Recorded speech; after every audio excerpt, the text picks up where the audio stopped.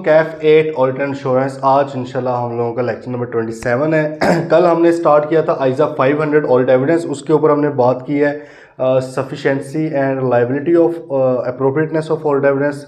Sufficient के ऊपर उसने सिंपल कहा कि आपकी प्रोफेशनल जजमेंट है कि कितना का एविडेंस आपके लिए सफिशेंट है।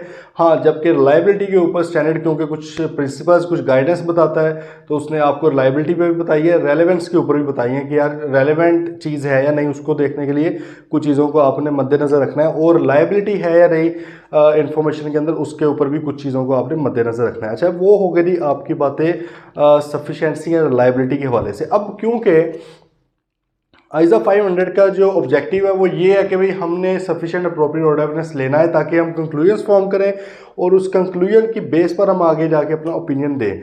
तो भाई वो जो एविडेंस है उसको लेने के लिए प्रोसीजर्स कौन से परफॉर्म होने हैं वो भी ऑब्वियसली हम यहीं पे पढ़ेंगे। इसके बारे में भी हमने पहले आइजा 315 में रैप पढ़ते हुए, जैसे कल भी डिस्कस हुआ, हमने इनको देखा भी हुआ थोड़ा सा। आज इंशाल्लाह डिटेल के अंदर इसको डिस्कस कर लेते हैं। आज जी नीचे वो कह रहा है procedures for generating audit evidence. Audit evidence लेने के लिए कौन कौन से प्रोसीजर्स परफॉर्म करने पड़ेंगे, वो कह रहे हैं नंबर ऑफ प्रोसीजर्स अवेलेबल हैं आपको ये काम करने के लिए। तो ये भी नोट कर लें कि more than one procedure may be use in collecting evidence in a particular area. किसी एक असर्शन के ऊपर एक से ज़्यादा प्रोसीजर भी आपको कई बार परफॉर्म करने पड़ जाते हैं। मिसाल के तौर पर इंक्वायरी भी परफॉर्म करनी पड़ सकती है, ऑब्जर्वेशन भी परफॉर्म करनी पड़ सकती है, ठीक है, इंस्पेक्शन भी करनी पड़ सकती है, हो सकता है किसी एक ही चीज़ के ऊपर, लेकिन हो सकता है कि सिर्फ एक ही काम करना पड़े, क्योंकि हमने देखना ये है कि भाई रेलेवेंट क्या है। आपके माइंड में एग्जाम के अंदर भी 3-3 4-4 प्रोसीजर्स आ रहे होंगे, लेकिन आपने बोंगियां नहीं मारनी वहाँ पे। आपने सोचना है तसल्ली के साथ कि भाई मार्क्स कितने हैं क्वेश्चन के, उसके हिसाब से मैंने जितना लिखना है तो मैं मोस्ट रेलेवेंट और मोस्ट इंपॉर्टेंट चीज़ ही लिखूँ, ठीक है। ये नहीं होता कि आप कई लोग 5-5 प्रोसीजर्स लिखाते हैं, भाई इंक्वायरी भी कर ली, ऑब्जर्वेशन, वो पहले नंबर पे पॉसिबल नहीं होता कि किसी चीज़ के अंदर इतनी प्रोसीजर आप परफॉर्म, इतने रेलिवेंट होते ही नहीं है, ठीक है। एक तो उस वजह से अजीब लगता है, और दूसरा क्या है कि फिर वो जो सही जवाब होता है वो भी उसके अंदर ही गुम हो जाता है, तो मज़ा नहीं आता फिर जवाब का। जाहिर है फिर एग्जामिनर भी इस एंगल से ही देखता है, इसलिए फिर स्टूडेंट्स फेल होते हैं ऑडिट में। फिर वो कहते हैं भाई क्यों हो गए, तो हुआ इसीलिए कि भाईजान आपने कॉन्सेप्चुअली आप नहीं लेकर चले चीज़ को, आपने रट्टे की बेस पर पता नहीं क्या क्या लिख दिया है, जहाँ पे कुछ पूछा जाता है आप सारे लिख के आए थे। इस तरह नहीं आपने हरकतें करनी, ठीक है। तो वो कहता है भाई एक तो एक प्रोसीजर हो सकता है कि काफ़ी हो, कई बार एक से ज़्यादा भी होते हैं। इसी तरह नॉट ऑल प्रोसीजर्स में भी appropriate at given objective of the audit. हाँ, ये भी समझ लेना है, सारे नहीं ठोक देना है प्रोसीजर, सही है। आपने देखना है कौन से ज़रूरी हैं। अच्छा, अब आपको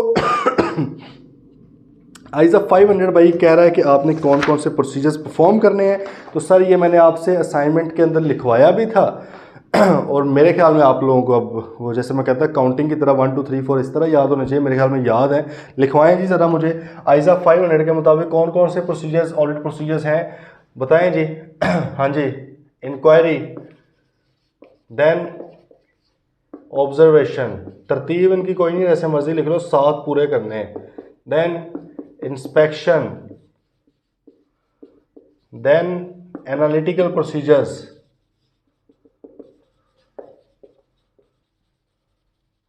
then external confirmation,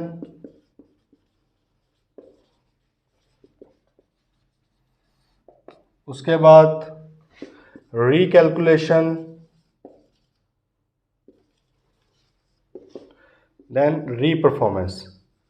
ये भाई आपको बगैर किसी तरद्दुद के, बगैर किसी हेजिटेंस के याद होने चाहिए, ठीक है। ये बहुत ही ज़्यादा ज़रूरी है, इसके बगैर पेपर नहीं होना, मैं लिटरली आपको बता रहा हूँ, इसके बगैर हो ही नहीं सकता आपका पेपर। तो ये बहुत ज़रूरी है, एजर्शंस बहुत ज़रूरी हैं, ठीक है। एथिक्स के प्रिंसिपल्स, उनके रिस्क बहुत ही ज़्यादा ज़रूरी है, आपकी फिंगर टिप्स पे होने चाहिए। ये मैं पता नहीं कितनी बार कहूँगा, शायद आपको इसका एहसास हो जाए, लेकिन अभी मैच्योर बने, एहसास करें इस चीज़ का। अच्छा भाई, अब ये है इंक्वायरी है, observation, inspection, analytical procedure, external confirmation, recalculation, reperformance. इसके ऊपर हमने पहले भी थोड़ी सी बात की हुई, आज जाहिर है जब आ ही गया है वो टॉपिक तो मज़ीद कर लेते हैं, छोटा सा आज का लेक्चर है उसके अंदर देख लेते हैं। अच्छा, इसमें से ना ये जनरल चीज़ें हैं, इंक्वायरी,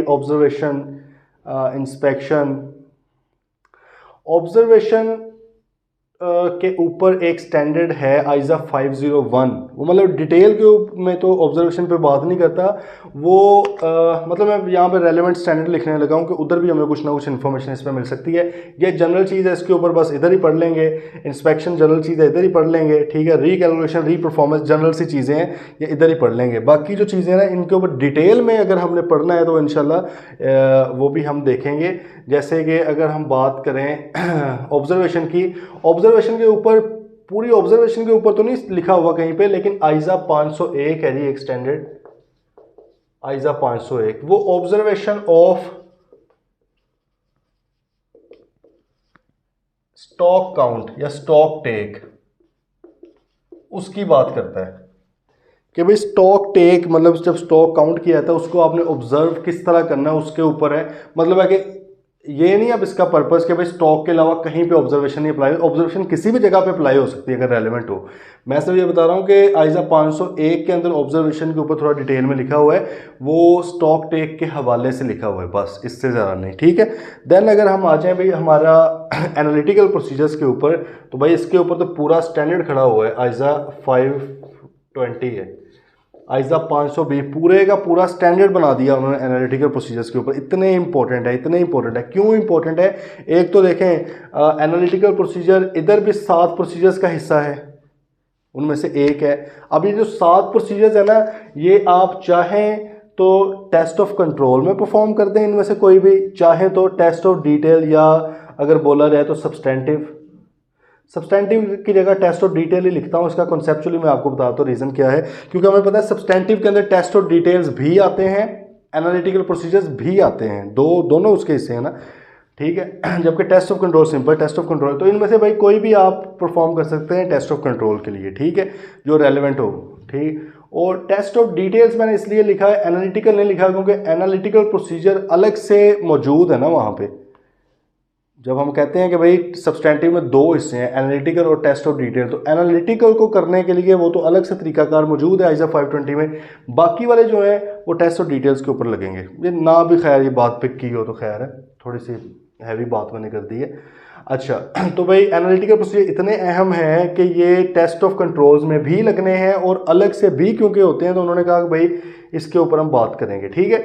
अच्छा, देन हमारा एक्सटर्नल कंफर्मेशन इंतहाई इंपॉर्टेंट, आइजा 505, ये भी हम अलग से पूरे का पूरा स्टैंडर्ड उन्होंने फेंक दिया है इसके ऊपर। एक्सटर्नल कंफर्मेशन क्या होती है, किस तरह भेजनी चाहिए, पॉजिटिव कंफर्मेशन, नेगेटिव कंफर्मेशन, उनके फॉलोअप्स कैसे करने हैं, उनके जो रिस्पॉन्सेज आते हैं, आगे से जवाब आते हैं, उनको कैसे देखना, आइजा 505 में इंशाल्लाह पढ़ेंगे हम। बहुत डिटेल में स्टैंडर्ड ये बनाया गया है। सबसे ज़्यादा अगर हम इसमें से कहेंगे ना कि यार कौन से प्रोसीजर से सबसे ज़्यादा तगड़ा एविडेंस मिलता है या रिलायबल एविडेंस, मतलब कहने का कि सफिशिएंट एंड अप्रोप्रिएट और एविडेंस मिलता है, तो भाई वो एक्सटर्नल कंफर्मेशन है, सबसे तगड़ा एविडेंस। देखें हमने कल के लेक्चर में क्या पढ़ा, रिलायबिलिटी की अगर बात की जाए, रेलेवेंट तो चलो हो गया ना कि हमने जाहिर है कि एक्सटर्नल कंफर्मेशन भेजी ही वहाँ पे जब जहाँ पे हमने एग्जिस्टेंस चीज़ की वेरीफाई करनी थी, यार ये बैलेंस एग्जिस्ट भी करता है नहीं करता, रिसीवेबल का, पेबल का, बैंक का, तो हमने एग्जिस्टेंस और वैल्यूएशन के ऊपर भी ये आपको दे देता है इन्फॉर्मेशन कि वैल्यू भी आपकी कंफर्म हो जाएगी, ठीक है। अच्छा, लेकिन जब कल हमने रिलायबिलिटी की बात की तो उसमें हमने कुछ प्रिंसिपल देखे। हमने क्या देखा कि भाई जो आउटसाइड ऑफ द एंटिटी से जो इन्फॉर्मेशन मिलती है वो ज़्यादा रिलायबल होती है, तो ये तो है ही एक्सटर्नल कंफर्मेशन, तो ये उस वाले से भी ज़्यादा रिलायबल है। देन हमने कहा कि भाई आपका जो है डॉक्यूमेंट्री फॉर्म में जो चीज़ होती है वो ज़्यादा रिलायबल होती है, तो भाईजान ये भी डॉक्यूमेंट्री फॉर्म के अंदर है, ये ज़्यादा रिलायबल है। फिर हमने कहा कि जो ऑल्टर को डायरेक्टली रिसीव होती है वो ज़्यादा रिलायबल है, तो भाई एक्सटर्नल कंफर्मेशन डायरेक्टली ही रिसीव होती है। एक्सटर्नल कंफर्मेशन जब हम पढ़ेंगे आइजा 505, इसकी डेफिनेशन के अंदर है कि ये डायरेक्टली रिसीव होनी चाहिए। अगर वो डायरेक्टली रिसीव नहीं हो रही, वो डेफिनेशन ही नहीं है, वो स्टैंडर्ड ही नहीं इसके ऊपर लगना, फिर वो कहेगा कि भाईजान नहीं तो डायरेक्टली आई ही नहीं है, this is not even an external confirmation, तो बाकी चीज़ें मैं क्यों इसके ऊपर आपको बताऊँ। बात आई समझ, इतनी इंपॉर्टेंट बात है डायरेक्ट होना। अच्छा, डॉक्यूमेंटेड हो गया, डायरेक्टली रिसीव होगी, आउटसाइड पार्टी होगी। फिर हमने कहा था कि भाई ये ओरिजिनल जो होती है वो ज़्यादा बेहतर होती है फोटोकॉपी से। अब देखें बाहर से जब आनी है किसी और पार्टी से चीज़, वो हमेशा ओरिजिनल ही आएगी, बीच में कोई बंदा इन्वॉल्व नहीं है, अगर वो सही तरह आई है तो ठीक है। ओरिजिनल आ गई, उधर से भी ज़्यादा होगी, ठीक है। तो मतलब एक तो था ना इंटरनली जनरेटेड, तब होगी जब कंट्रोल्स इफेक्टिव है, वो रेलेवेंट नहीं क्योंकि इंटरनली जनरेटेड है नहीं। तो भाई सबसे ज़्यादा देखिए लाइबिलिटी वाली चीज़ें इसके अंदर 4 की 4 पाई जा रही हैं, तो ये ज़्यादा तगड़ा एविडेंस होता है। तो अच्छा, तो इनके ऊपर जो रिकैलकुलेशन, रीपरफॉर्मेंस, जनरल से चीज़ें, इंक्वायरी, इंस्पेक्शन, इनके ऊपर अलग से स्टैंडर्ड्स नहीं है। ये इतनी इंपॉर्टेंट चीज़ें हैं दो स्पेशली कि इनके ऊपर अलग से पूरे का पूरा स्टैंडर्ड है।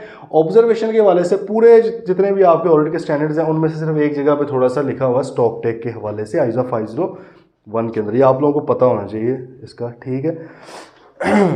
अच्छा जी, अब ज़रा आ जाएँ, लिख लिया है भैया आपने। अब वो कह रहे हैं फॉर योर एग्जाम, अब वो आपको थोड़ा गाइड करना चाह रहा है, you need to learn this list of audit procedure. वो कहता है भाई आपको याद होनी चाहिए ये लिस्ट, ये इसके अंदर कोई कन्फ्यूजन, 1% कन्फ्यूजन नहीं होनी चाहिए। ना सिर्फ लिस्ट याद हो, ये इतना इंपॉर्टेंट नहीं है, ये होता क्या है असल में, इसका मकसद क्या है, ये आपको पता होना चाहिए। जैसे हमने कहा था कि असर्शन को याद कर लेना बड़ी बात नहीं है, असर्शन का असल में कॉन्सेप्ट क्या है, असर्शन का असल में मतलब क्या है, एग्जिस्टेंस का मतलब क्या है, अक्रेंस का मतलब क्या है, क्लासिफिकेशन का मकसद क्या है उसका, ठीक है। वो जब तक हमें नहीं पता होगा हम कैसे बात कर सकेंगे। रट्टा लगा कर ही क्लियर होनी चाहिए, यकीन करें बड़ा बुरा फंस जाएंगे खुदा ना खास्ता। कॉन्सेप्ट क्लियर करें, ठीक। मैं अवेलेबल हूँ, कोई भी किसी भी चीज़ में मसला है, मैं ज़ाहिर है अपना तो पूरा जोर लगाता हूँ कि आपका कॉन्सेप्ट क्लियर करूँ। स्टिल ऑब्वियसली हो सकते हैं कन्फ्यूजन, ठीक है। अगर किसी को हो तो मोर देन वेलकम है जी, आप लोग इसको क्लियर करें अपनी बातों को, ठीक है। अच्छा, उसने कहा जी for your exam you need to learn this list of audit procedures and what each of them means, इनका मतलब क्या है। अच्छा, case study type exam question paper में आ सकता है, अभी केस स्टडी आई होगी, ठीक है। उसके अंदर आपको पूछा जाएगा कि to discuss which audit procedure would be most appropriate for obtaining audit evidence in a specific situation. किसी स्पेसिफिक सिचुएशन के अंदर ऑडिट एविडेंस लेने के लिए कौन से प्रोसीजर्स परफॉर्म करने पड़ेंगे, ये आपको बताना पड़ेगा।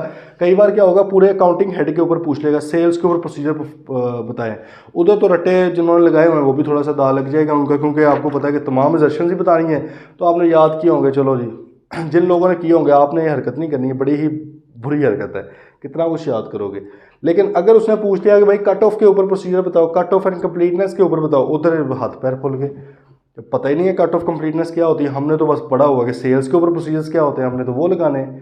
और ये अनफॉर्चुनेटली बड़े बड़े जो हमारे फील्ड के बुजुर्गान हैं वो भी इस तरह ही चल रहे हैं बस, ठीक है। तो भाई आपको पता होना चाहिए कि मैंने किस एजर्शन के ऊपर करना है, आप सिर्फ उसके ऊपर बात करें। थोड़ा खा लो चंगा खा लो, थोड़ा लिखो लेकिन अच्छा लिखो, वो इंशाल्लाह आपको पूरे मार्क्स देगा उसके। तो भाई देखें, वो आपको बेचारा खुद रो रो के कह रहा है कि आपने इस हिसाब से चलना है। आ रही नहीं, ज़रा प्रोसीजर को समझते हैं। उसने कहा फॉर एग्जाम्पल इंस्पेक्शन की अगर बात की जाए इंस्पेक्शन का मतलब क्या है, लुकिंग एट एन आइटम, चीज़ को देखना।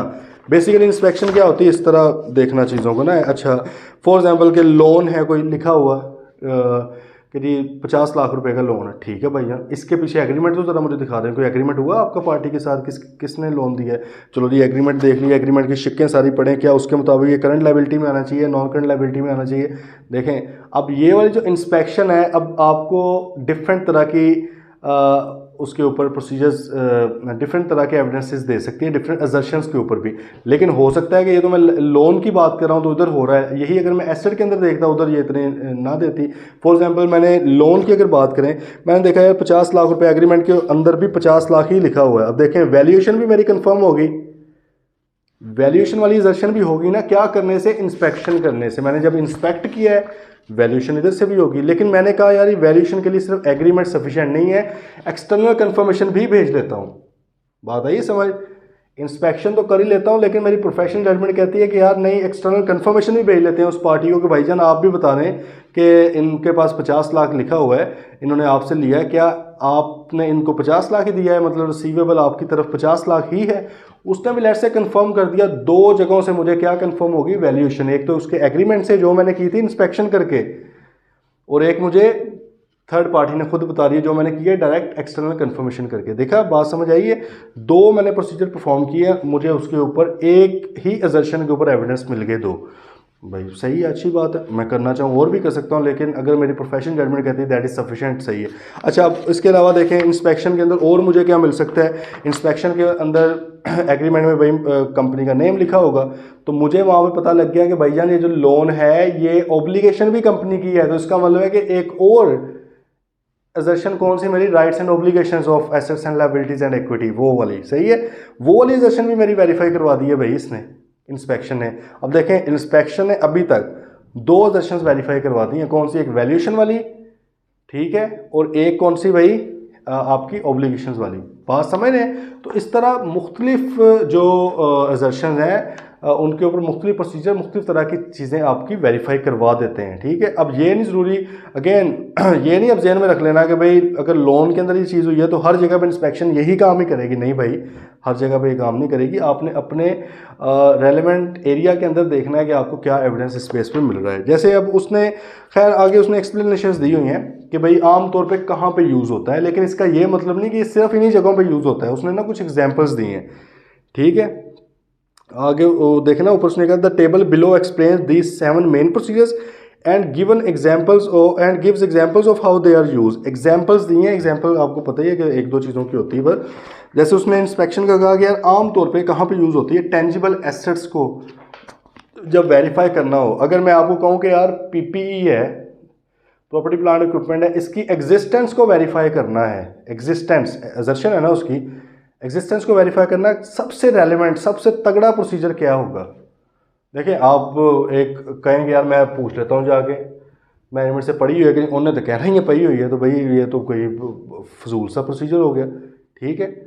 आप अगर कहें कि भाई मैं जाके एनालिटिकली चीज़ों को देख लेता हूँ, रेशो तो भाई बुक्स के अंदर आप लगा सकते हो ना, आपको क्या पता चीज़ वहाँ पे पढ़ी भी हुई है कि नहीं। ये रीकैलकुलेशन री परफॉर्मेंस है तो बिल्कुल ही और चीज़ें, ठीक है। तो इसका मतलब है कि भाई आपको रेलेवेंट प्रोसीजर बिल्कुल परफॉर्म करना पड़ेगा। तो मोस्ट रेलेवेंट प्रोसीजर इसके लिए क्या है, इंस्पेक्शन, खुद जाके चीज़ देखो, इंस्पेक्ट करो कि वो चीज़ पड़ी भी हुई है और उसी हालत में जैसी कि लिखी हुई है। इन्होंने अगर लिखा हुआ है कि वो चीज़ ठीक है तो क्या वो बिल्कुल ठीक है, अगर उन्होंने लिखा हुआ स्क्रैप्ड है तो क्या वो स्क्रैप्ड में पड़ी हुई है, बात आई है समझ। अब यहाँ पर ऑब्जर्वेशन भी यूज़ हो सकता है, वो भी रेलेवेंट है कि आप ऑब्जर्व करो, लेकिन ऑब्जर्वेशन जो होता है ना इसमें और इंस्पेक्शन में थोड़ा सा फ़र्क है। ऑब्जर्वेशन आमतौर पे तब आप यूज़ करते हो जब कोई और बंदा कोई प्रोसीजर परफॉर्म कर रहा हो, आप उसको देखते हैं जाके कि भाई तुम करो मैं देखता हूँ, ठीक है। जैसे स्टॉक टेक है, स्टॉक को काउंट करना, आप हज़ारों लाखों चीज़ें पड़ी होती है, आपने नहीं गिनने लगे ना वहाँ पे मजदूर बन के, आप क्या करते हैं उसे कहते हैं तुम काउंट करो, आप उसको देखते हो कि क्या है सही काउंट कर रहा है कि नहीं कर रहा। बताइए समझ, वो ऑब्जर्वेशन मतलब किसी और को काम करते हुए देखना। इंस्पेक्शन से मुराद क्या है, खुद जाके चीज़ें करना, खुद जाके देखना। तो आमतौर पर टेंजिबल एसेट्स इतने ज़्यादा इंपॉर्टेंट होते हैं और इतने ज़्यादा मटेरियल होते हैं कि आप ऑब्जर्वेशन वगैरह पे भी नहीं रहते, आप कहते हैं सबसे रेलेवेंट क्या है, मैं खुद जाके उसको देखूँ, इंस्पेक्ट करूँ, सही है। अच्छा और इस तरह entries in accounting record, entries को देखना, जर्नल एंट्रीज़ हैं भाई, उसके पीछे दिखाओ क्या एंट्री के पीछे लॉजिक क्या है, उसकी स्पॉटिंग डॉक्यूमेंट्स वगैरह दिखाओ, वो आप कर सकते हैं। इनवॉइसेस को देखना, वाउचर्स को देखना, ये इंस्पेक्ट करना, चीज़ को डिटेल में जाके स्टडी करना, उसको इंस्पेक्शन कहते हैं, सही बात आई समझ। दूसरे नंबर पे आ गई ऑब्जर्वेशन। अब ऑब्जर्वेशन का मतलब क्या होता है कि भाई किसी प्रोसीजर को ऑब्जर्व करना, ठीक है। ये अब आमतौर पे स्टॉक टेक के अंदर यूज़ होता है। इस तरह टेस्ट ऑफ कंट्रोल्स के अंदर ऑब्जर्वेशन बड़ा इंपॉर्टेंट एक प्रोसीजर है। जब टेस्ट आपने परफॉर्म करने हो तो आप कहते हो कि एक तो तरीका यह है कि री परफॉर्म, खुद परफॉर्म कर लो। क्लाइंट ने कहा कि भाई फॉर एग्ज़ाम्पल अगर हम किसी को कुछ सेल करनी हो हमने क्रेडिट के ऊपर, तो तब तक सेल नहीं होगी जब तक वो क्रेडिट की जो अमाउंट है वो उसकी क्रेडिट लिमिट के अंदर अंदर ना हो। और हमने क्रेडिट लिमिट पहले से प्री डिफाइन की होती है हर कस्टमर की। हमने कल भी एक क्वेश्चन भी देखा था, उसके अंदर भी ये बात थी।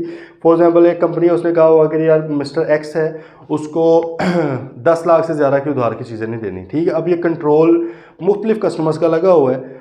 बतौर ऑडिटर अब मेरे पास दो चीज़ें हैं, एक तो यह कि मैं उधर बैठ जाऊं खुद एंट्री करके देखूं उधर 11 लाख रुपया डाल के कि क्या एंट्री प्रोसेस होती है।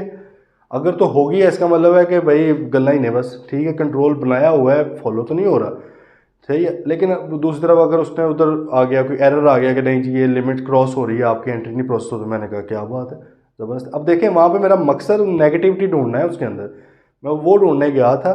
अगर फॉर एग्जांपल उसमें लिखा हुआ कि 10 लाख तक की लिमिट है और मैं एंट्री कहीं 8-8 लाख की कर रहा हूँ, तो भाई वो तो उसमें ही आता रहेगा ना। मेरा मकसद है कि ये कंट्रोल ब्रीच होता है कि नहीं, तो मैं 11 लाख की एंट्री करके देखूंगा, 12 लाख की एंट्री करके देखूंगा, ताकि मैं डेविएशन ढूंढूं। इसलिए उसने वहाँ पे बात की थी कि रेलिवेंट चीज़ क्या होती है। बात आई समझ अब? अच्छा, दूसरी तरफ एक ये भी हो सकता है कि उधर अकाउंटेंट को मैं कहूँ कि यार चलो तुम एंट्री करो, मैं देख रहा हूँ। ये भी ऑब्जर्वेशन भी हो सकती है, ठीक है। तो ऑब्जर्वेशन आमतौर पर टीओसीज में काफ़ी हद तक होती है। देन उसने कहा लेकिन ऑब्जर्वेशन का मसला ये है कि भाई ये उस टाइम तक ही एविडेंस मिल सकता है जब आप एक्चुअल में ऑब्जर्व कर रहे हो। मतलब है कि देखो ना, मैं ऑब्जर्वेशन के ऊपर एविडेंस तभी आपको मिलेगा उस रियल टाइम बेसिस पे कि मैं उस वक्त उस चीज़ को देख रहा हूँ, उस वक्त तो मुझे एविडेंस मिल रहा है, लेकिन जैसे ही मैं चला गया वहाँ से, अब वो मुझे उस चीज़ के ऊपर एविडेंस नहीं मिल सकता। जबकि इंस्पेक्शन के अंदर जब मैंने डॉक्यूमेंट देखा था, मैं डॉक्यूमेंट की कॉपी भी साथ लेकर चला गया, वो मेरे पास आ गया हमेशा के लिए। बात आई समझ? रिकैलकुलेट जब मैंने किया तो कैलकुलेशन में हमेशा मेरे पास, यानी एक्सटर्नल कन्फर्मेशन जब मैंने परफॉर्म की तो कन्फर्मेशन मेरे पास आ गई, मेरी जेब में अब मेरी फाइल के अंदर लगी हुई है और डॉक्यूमेंटेशन आइजा 230 के मुताबिक वहाँ पर तो सही है। ऑब्जर्वेशन का मसला है कि यार मैंने ऑब्जर्व करना है, बस मेरे दिमाग में ही है, ठीक है। जैसे ही मैं गया उसके 2 मिनट बाद क्या हो रहा है मुझे नहीं उसका पता। बात आई है समझ? तो ये इसका एक ये होता है कि रियल टाइम बेसिस पे हो सकती है, इसका एक लिमिटेशन है। लेकिन खैर जाहिर है इसी तरह ही होती है, वो ज़रूरी तो नहीं कि हर चीज़ अब पक्की पक्की चलती है साथ, ठीक है जी। थर्ड पॉइंट क्या है? The person performing the procedure may act differently when being observe. ये हमने पहले भी डिस्कस किया था कि अगर किसी बंदे को पता हो कि आप ऑब्जर्व हो रहे हो सकता है कि वो असल जिस तरह नेचुरली वो परफॉर्म करता है वैसे ना कर पाए, ठीक है। उस तरह वो ना कर पाए। फॉर एग्जाम्पल एक टेस्ट ऑफ कंट्रोल आपने परफॉर्म करना था, हो सकता है आप जब ऑब्जर्व करता देखा कई लोग प्रेशर में आ जाते हैं, घबरा भी जाते हैं, वो सही तरह परफॉर्म नहीं कर पाया, टेस्ट ऑफ कंट्रोल आपका नेगेटिव आ गया। बात आई समझ? तो इसी तरह जब फॉर एग्जाम्पल आप स्टॉक टेक करने गए हैं, अब उन्हें पता रहे यार इसने स्टॉक टेक करना है, उन्हें पहले ही पता रहा है 30 जून पे आग करते हैं, उन्होंने चीज़ें रखी ही कुछ इस तरह से हुई हैं, आगे आगे सारी भर्ती हैं, उन्हें पता है कि दरमियान से खाली कर दो, कौन सा ऑडिटर ने चढ़ चढ़ के देखना है। तो इसका भी फिर हल क्या होता है कि ऑडिटर साहब आजकल ड्रोन यूज़ करते हैं।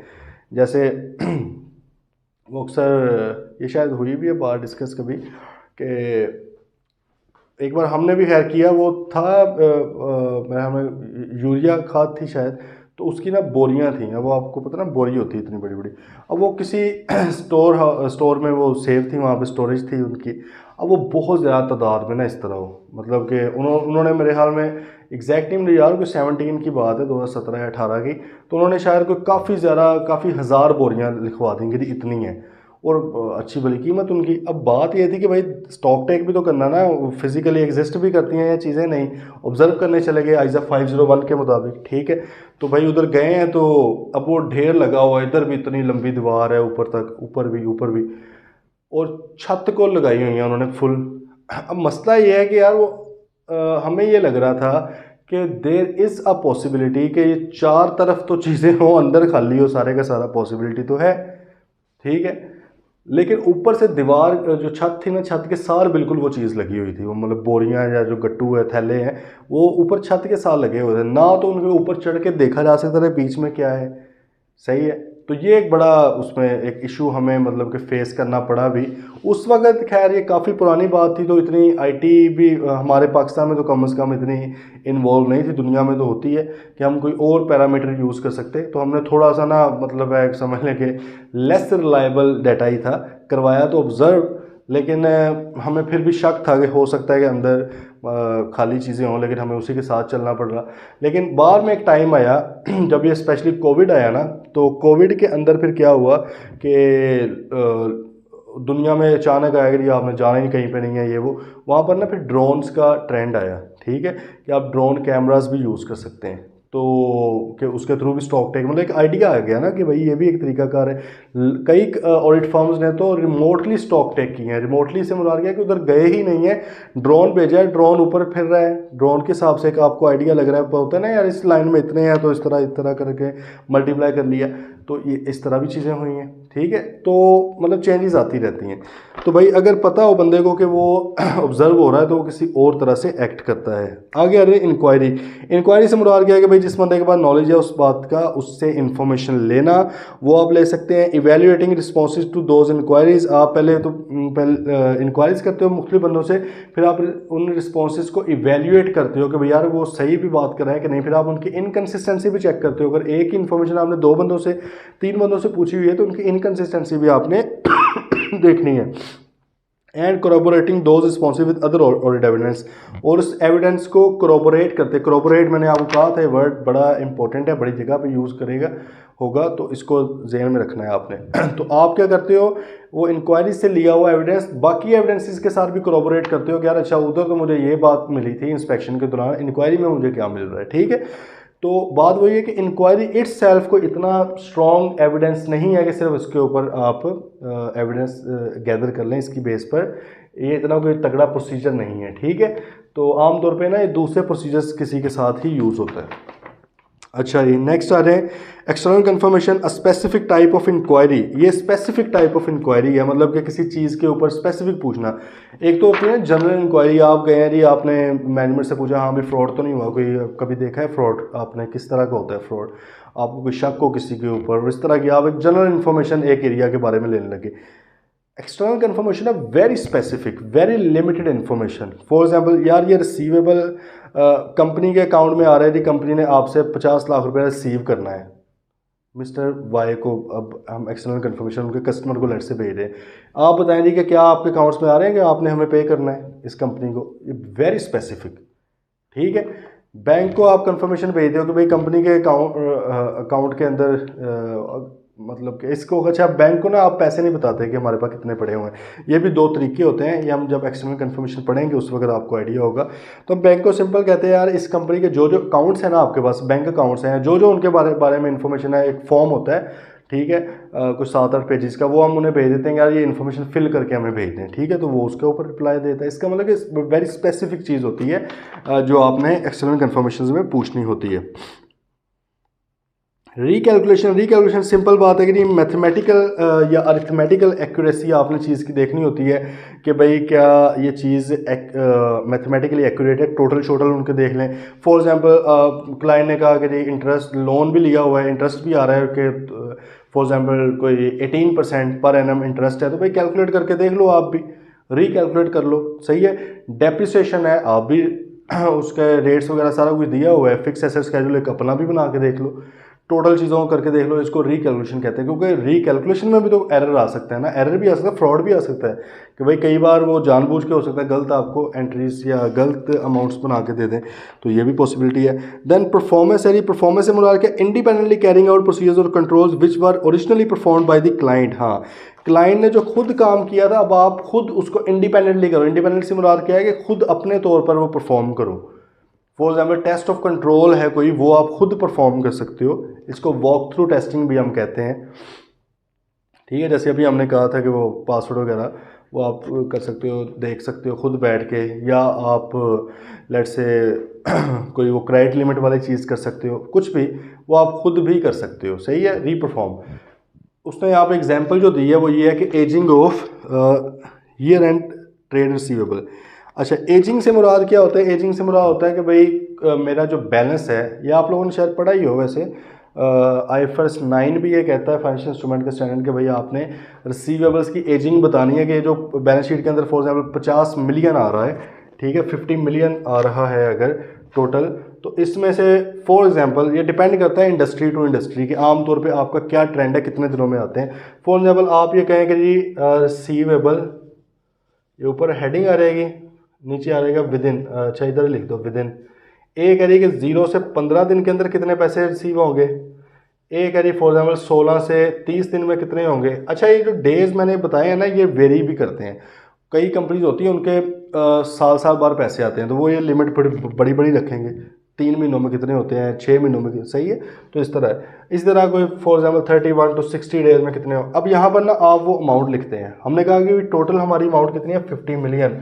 हो सकता है आप कहेंगे यार 50 में से कोई 3 मिलियन यहाँ पे रिसीव होना है हमारे पास, कोई लेट से 27 मिलियन इन दिनों में एक्सपेक्टेड है। एजिंग एक्सपेक्टेड होती है ना, कंफर्म तो नहीं है।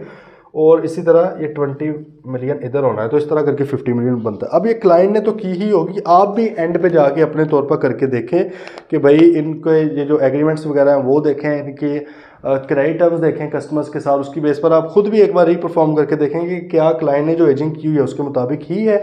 अब फॉर एग्जाम्पल इसका प्रैक्टिकल भी आपको बताता हूँ, इसका यूज़ क्या है। इसका यूज़ ऐसे हो सकता है कि भाई देखें इसके ऊपर, अब एजिंग के ऊपर हमें इंफॉर्मेशन एक ये भी मिल सकती है, एक तो वो कंट्रोल की वैलिडिटी का पता लग सकता है कि क्या वो कंट्रोल इफेक्टिवली ऑपरेट कर भी रहा है या नहीं कर रहा, वो इन्फॉर्मेशन सही भी है या नहीं। दूसरा ये भी है कि अब जैसे अगर सिर्फ इसकी बात की जाए एजिंग वाली की, तो हमारे पास आ गया कि भाईजान मैक्सिमम 60 डेज तक तो 50 का 50 मिलियन ही कवर हो जाना चाहिए था ना। ये 3 मिलियन तो 15 दिन के अंदर हो गया होगा, 27 मिलियन 30 दिन तक हो गया होगा, 27 और 30 मिलियन हो गया, और ये 20 मिलियन, मतलब है कि 60 दिन के अंदर अंदर 50 मिलियन सारा मिल जाना चाहिए। चलो यार सारा ना मिले, 50 में से आपने एस्टिमेट एक लगाया है तो कोई 45 तो मिल जाना चाहिए, कोई 44 43 तो मिल जाना चाहिए सब्सिक्वेंटली। 30 जून ईयर एंड था, इसका मतलब है कि ये इसके मुताबिक 31 अगस्त तक तकरीबन, ठीक है, अगस्त एंड तक आपको सारे रिसीव हो जाने चाहिए। तो आप बैंक स्टेटमेंट के अंदर देख लें भाई कि क्या वो सारे रिसीव हुए भी हैं या नहीं हुए, इंस्पेक्ट कर लें उसको। अगर हो गए हैं तो इसका मतलब है कि भाई वो एग्जिस्ट जो 50 मिलियन कर रहा था वो ठीक कर रहा था। अगर इसमें से लेट से आप गए सिर्फ 4-5 मिलियन ही रिसीव हुए हैं तो भाई फिर मसला है ना, मसला तो है। लेकिन क्या सिर्फ इस बेस पर हम कह देंगे गलत है? नहीं नहीं, हमने हमेशा ऑल्टरनेट प्रोसीजर परफॉर्म करने हैं। हम एक्सटर्नल कन्फर्मेशन भिजवाएंगे इनमें से मेन पार्टीज़ को कि भाई इतना पैसा लिखा हुआ है, अगर वो कंफर्म कर देती हैं और हमें है कि यार सफिशिएंट है, रिलायबल एविडेंस है, तो एग्जिस्टेंस होगी कंफर्म उसकी। बात है ये समझ। कभी भी एक प्रोसीजर परफॉर्म करके फ़ौरन आपने नहीं कह देना कि मसला आ गया है, आपने ऑल्टरनेट प्रोसीजर परफॉर्म करने हैं, ठीक है जी। चलें जी, देन आगे एनालिटिकल प्रोसीजर। एनालिटिकल क्या है? Evaluating and comparing financial and non financial data for plausible relationship and investigating unexpected fluctuations. For example, comparing last year's gross profit percentage to this year's and ensuring any change is in line with expectation। भाई analytical procedure से मुराद क्या हो गया कि आपने financial और non financial information को आपस में कोरोबोरेट करने की कोशिश करनी, लिंक करने की कोशिश करनी है, समझने की कोशिश करनी। जैसे हम अक्सर कहते हैं कि सेल्स बढ़ने से रिसीवेबल लॉजिकली बढ़ना चाहिए, there is a plausible relationship. इनका कनेक्टेड एक रिलेशनशिप इस तरह का है कि सेल अगर बढ़ रही है तो आपका वो भी बढ़ना चाहिए, एनालिटिकल रिसीवेबल्स भी, ठीक है। इस तरह की आप लिंक ही देखते हो। बाकी डिटेल के अंदर आइज़ा 520 में ऑब्वियसली हमने इनको स्टडी भी करना है, वक्तन फ़क्तन हम इसके ऊपर बात तो करते ही रहते हैं, ठीक है। अब जैसे उसने ये भाई आ गई समझ 7 प्रोसीजर्स की कि एक्चुअल में ये हैं क्या। अब इसमें से ही कोई ना कोई प्रोसीजर आपने किसी ना किसी दर्शन के ऊपर लगाना है। आगे सब्सटैंडिव प्रोसीजर्स के क्वेश्चन भी आएंगे। 2 चीज़ें इंतहाई इंपॉर्टेंट है, एक ऑडिट प्रोसीजर बनाना और एक ऑडिट रिस्क बनाना। ऑडिट रिस्क जो है हमने चैप्टर 3 पढ़ा है, लेकिन सारे के सारे रिस्क उसको पढ़ने से कवर नहीं होने, अभी आगे स्टैंडर्ड्स भी आएंगे। इसलिए जब इंशाल्लाह हम वो भी कर लेंगे तो मैं आपको एक अच्छी भली उसकी एक्सटेंसिव प्रैक्टिस करवाऊंगा ताकि आपको ऑडिट रिस्क बनाना आ जाए कि वो किस तरह बनाए जाते हैं। इस तरह ऑडिट प्रोसीजर भी जब इंशाल्लाह 1 बाय 1 पढ़ेंगे तो उसके अंदर हम देख लेंगे, ठीक है जी। अच्छा, एग्जाम्पल देख रहे हैं, उसने कहा एन एग्जाम्पल से पहले अगर हम आगे आ रहे हैं टाइप्स ऑफ ऑडिट प्रोसीजर, तो हमें ऑलरेडी पता है कि यार ये तो मतलब कि ऑडिट प्रोसीजर डिटेल में है कि 7 तरह के होते हैं, लेकिन अगर इनको मेन हेडिंग में रखा जाए तो एक टीओसीज होते हैं, एक सब्सटेंटिव होते हैं। सब्सटेंटिव को आगे 2 हिस्सों में रखा जाता है, एक टेस्ट ऑफ डिटेल और एक एनालिटिकल प्रोसीजर। ये हमें ऑलरेडी पता ही है, ठीक है। एग्जाम्पल देख लें, an auditor wishes to test that the plant and equipment recorded in the financial statements of the client does actually exist. इसका मतलब है कि ऑडिटर साहब एग्जिस्टेंस के ऊपर, एग्जिस्टेंस ऑफ पीपी के ऊपर एविडेंस लेना चाह रहे हैं और किसी चीज़ की अभी बात नहीं हो रही। तो आपने भी जवाब सिर्फ एग्जिस्टेंस ऑफ पीपी का ही देना है, वैल्यूएशन का नहीं देना। अक्रेंस तो होती नहीं है इधर, आपने प्रेजेंटेशन का नहीं देना, राइट्स एंड ऑब्लिगेशन का नहीं देना, सिर्फ एग्जिस्टेंस के ऊपर बताना है जो वो उसने पूछा है। देन दूसरा वो कहता है confirm the accuracy of the figures for directors bonuses. Director को जो बोनसेस मिले हैं क्या वो सही मिले हैं, एक्यूरेसी उसकी चेक करनी है। अब देखें वहाँ पर भी जो पूछा है सिर्फ उस हद तक रहना है, उस दर्शन तक। तीसरा नंबर वो कहता है understand the nature of N unusual payment recorded in cash book. Cash book के अंदर एक अनयूजुअल सी पेमेंट आ रही है, मतलब समझ नहीं आ रही है क्या है, उसको अंडरस्टैंड करना है। अब ये किसी एजर्शन के वाले से नहीं, एक जनरल सी बात उसने कही है कि मुझे समझ नहीं आ रही कैश बुक के अंदर कोई पेमेंट लिखी हुई है कि किस चीज़ की पेमेंट है, तो उसका तो सिंपल सा हल है भाई, इंक्वायरी कर लो। इंक्वायरी होगी ना, पूछ लो उनसे कि भाई क्या चीज़ है, वो आपको बता देंगे। अगर आपको लगता है कि उनका जवाब ठीक है तो okay, otherwise alternate procedure perform करें। देन अगर हम फिजिकल एसेट्स की एग्जिस्टेंस की बात करें तो इंस्पेक्शन से बेहतर कोई प्रोसीजर नहीं है, इंस्पेक्ट करें खुद जाके। इस तरह अगर एक्यूरेसी की बात करें कि सही तरह वो लिखे हुए हैं, कैलकुलेशन उसकी सही है, तो भाई रिकैलकुलेट कर लें उसको। देखें इतना इजी सा है इसको करना, अगर हम लॉजिकली लेकर चले तो सही है, जर्शन वाइज टेस्टिंग करनी। चलें जी, ये था जी हमारा आइज़ा 500 अल्हम्दुलिल्लाह ये तो हो गया एंड। किसी भी तरह का कोई भी क्वेश्चन हो तो प्लीज़ आपने पूछ लेना है ताकि चीज़ें साथ साथ क्लियर होती जाए। कल इंशाल्लाह एक और बड़ा इंपॉर्टेंट स्टैंडर्ड है आइज़ा 230, उसकी तरफ बढ़ेंगे। ओके जी, चलें, टिल देन टेक केयर, अल्लाह हाफिज़।